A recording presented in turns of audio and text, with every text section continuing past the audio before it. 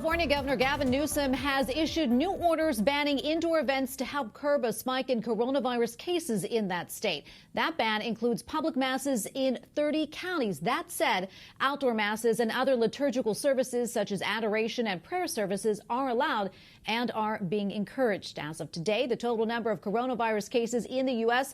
has surpassed 3.4 million cases with more than 136,000 deaths.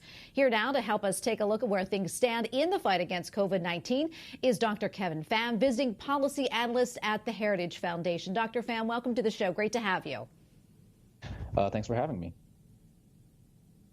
So we're hearing so much recently about this rise in coronavirus cases across the country. What do you think is causing the spike?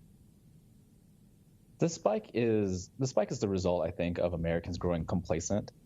Prior to June, we had been doing very well. We didn't just flatten the curve. We really sliced the top off of it. If you looked at the curves of daily cases starting sometime mid-April, then the number of cases really plateaued before they started to taper off. And we had been doing so well, I think, that Americans got complacent and started going out. And the proper reopening strategy was really a slow return to normalcy. But the month of June, admittedly, was neither slow nor normal. So I think these factors put together is causing this dramatic surge in cases. Let's talk about California governor's decision to halt indoor activities, which includes mass. What do you think of Governor Newsom's decision, and do you think it's the right strategy? I think it's going a bit too far.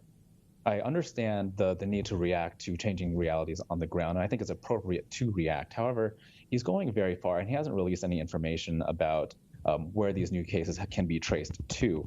And then so indoor activities, especially mass, I managed to go to church once in California before he closed things down again, and the parish had done a lot to ensure the safety of its congregants. And quite frankly, shutting down all the indoor activities is punishing, especially mass, but also barbershops and salons and those kind of businesses, is punishing them, even though they've reorganized their lives around COVID-19, is punishing them for the actions of others. And I don't think that's necessary. I think the measures that they had put in place would have been sufficient to maintain mitigation efforts.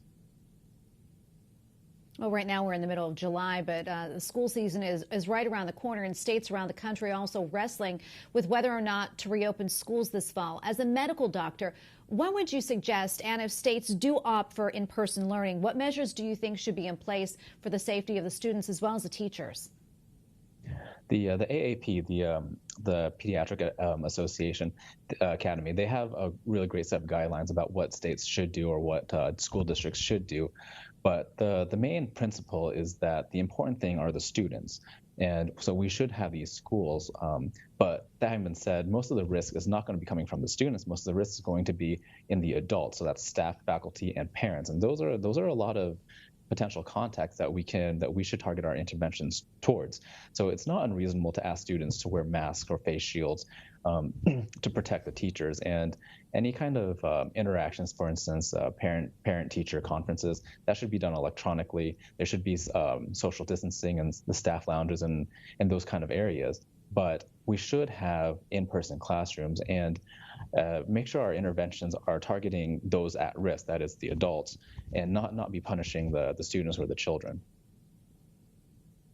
Well, Dr. Pham, thank you so much for your insight. Dr. Gavin Pham, visiting policy analyst at the Heritage Foundation. Thanks again. Thanks so much.